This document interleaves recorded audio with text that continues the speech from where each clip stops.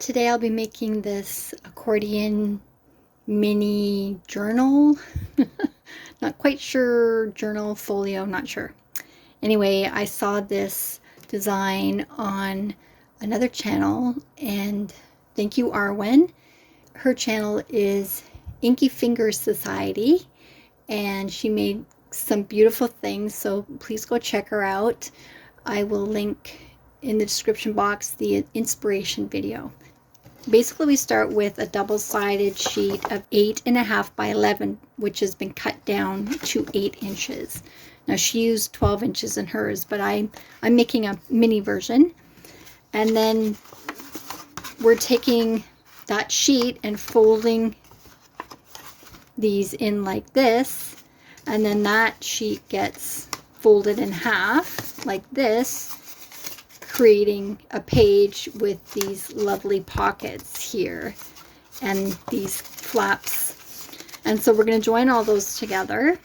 I have 4 pieces of chipboard, and this is, I don't know, I'm not sure what the poundage on this is, but you know, there's going to be double-sided plus the offcuts from the 8.5 by 11 are going to go on there too, and they're not fully 3 inches wide like these are, but I'll just put something, a strip down the side, and then that adds a nice design feature. We're going to start this way, 4 inches in, so halfway I'm just going to put a little mark. 4 inches there and 4 inches here. And then I'm just going to use that mark to line up my ruler. And then I'm just going to fold this in like this and fold it right along the edge of that ruler. So there's one, and then do the same on this side. And I don't want it overlapping. I'd rather have it a little too, like a little gap rather than it overlapping. And then turn it around. Do the same thing.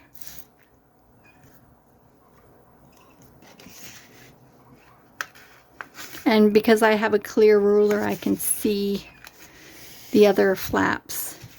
And then for this last one, I will make a score line. And just bring that over. You can score all of them as well. It's up to you, however you're more comfortable. So there we go, that's the page, and then this page gets folded in half.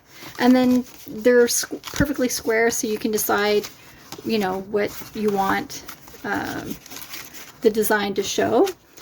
So I'm going to go ahead and ink all these up, including the folded side here, just to get rid of that, you know, the white line where you cut the paper.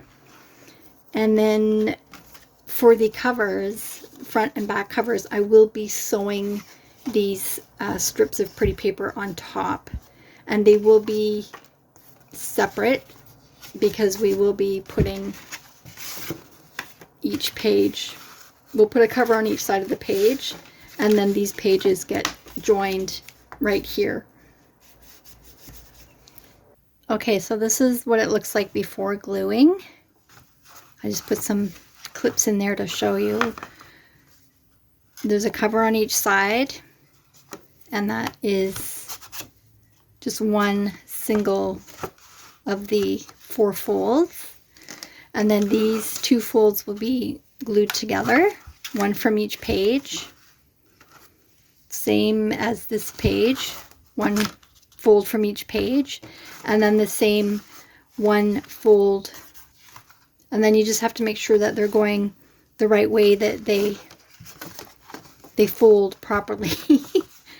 That's why I put them together like this first to double check before gluing.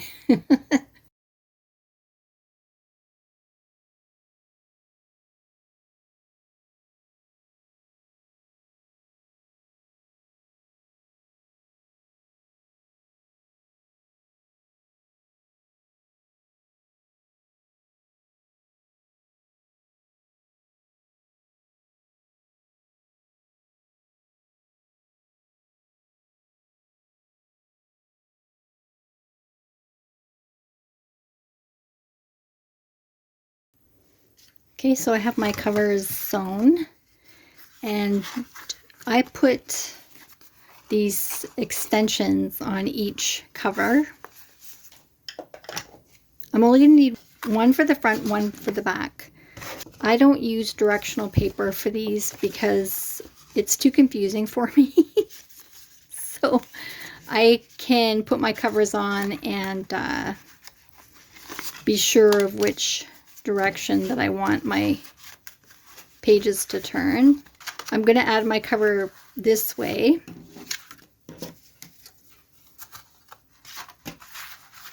On each side of this flap going this way, so that the edge is here. And then it'll be the opposite on the other way. So I want to put this little bit of extra paper on this fold here to give it a little bit more support. And I'm just going to ink that quickly before I attach it. So this fold will go on this cover. This is one of the two pieces.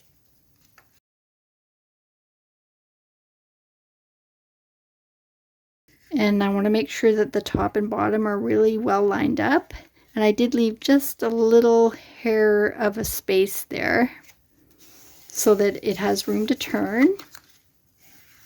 And I like using this fabric tack because a little bit of time that you can move things around if you need to. And so this is going to go in the middle there. I need to tear this white strip off.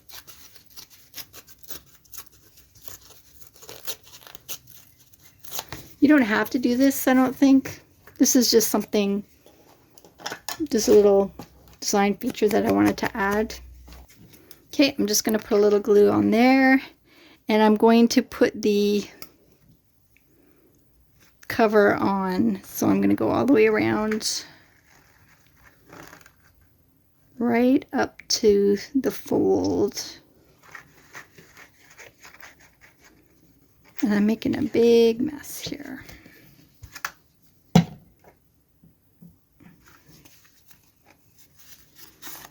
And I'm going to put a little bit of glue on in the fold there.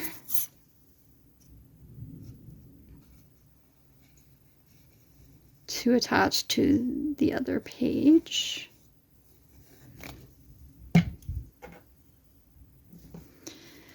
Okay. All right, let's clear these out of the way. And I'm going to line up the corners, the edge there.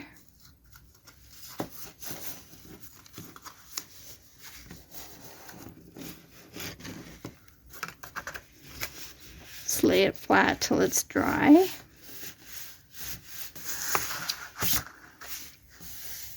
And this is a good time to make the pockets. You need to glue here.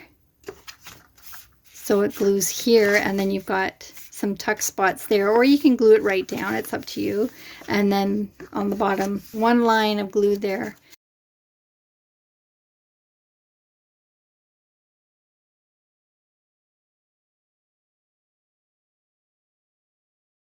If there's any adjustments that need to be made to these flaps that you've attached together, I'm off here, so I'm just going to cut that down before I glue these flaps down.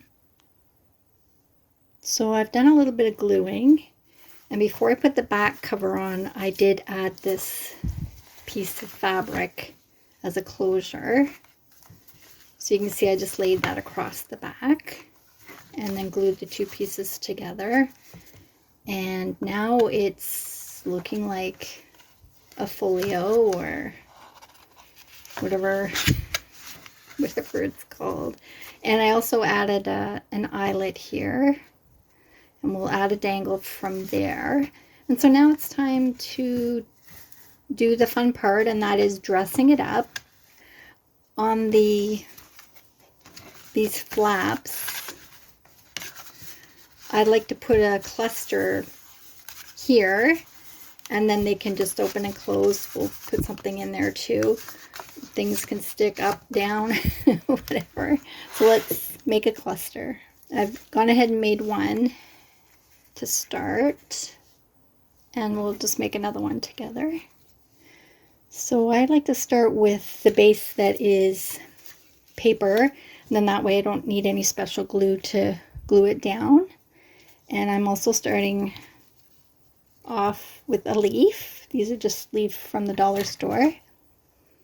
And I'll put some lace and a little piece of the coordinating fabric. And I'm just going to rough this up a little bit and keep these strings that come off, because we will use those in a second. And also a piece of twine. I have my needle and thread ready to go. So we'll just tack down all those layers. I don't want it to be too thick, so I am being quite sparse in what I put in these clusters. Normally I would put like a button or something. Don't forget the thread, because I think it, I don't know, I think it adds a nice dimension. There's a little too much there, but, and we're going to try to pick up all that thread with, when sewing.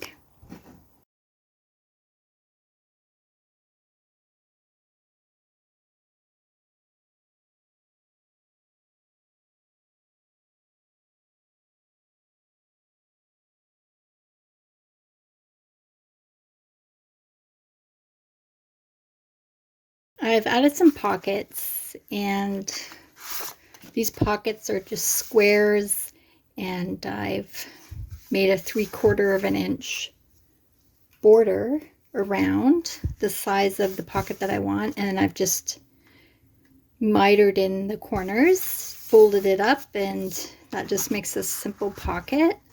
And then this has a little tag in there. And I think that looks nice popping up there. And I'm not decorating every page. I like the background. So this is just a little square folded in half. And I did sew it and added a tag. There's just some fussy cuts stuff I've had kind of left over. And here's an actual tag with the tag shape. And that's, again, just stuff that I had left over. And on the top, I've added a couple little pieces of the coordinating fabric, and I've just put some twine, tied that around there to keep it relatively flat. And there's an eyelet there. And that's a simple pocket, as mentioned before. There's one of the little triangle pockets, and this just has a specimen slides with the little blank circle there. This is the back. Just added some fussy cuts here. I can add some more cards and tags to embellish it more. Some tags. These are from Graphics Fairy. And I just put a very small notch in there before I had glued these pages together. Just a very slight notch. And then that makes it easier to put things in and out, or to know that it's a pocket. And you could put these tags, if they weren't owls, you could put them up here too. But, you know, I want to see the whole owl, so.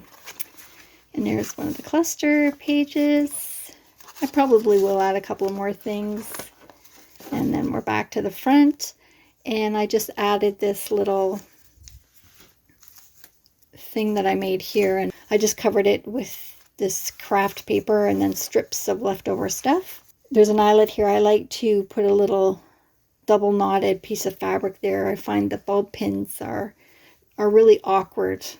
So this is just a piece of fabric there in the eyelet, and then I've just sewn on another piece of fabric that went through the bead, and then attached this beautiful charm. This is from a necklace that my aunt gave me. So, and some eyelash trim that Carolyn from Carolyn's Craft Tree gave me, and that just makes a nice little design feature. And you know, you can take it off if you don't like it. And so everything will be tied up with the closure. I need to trim those threads.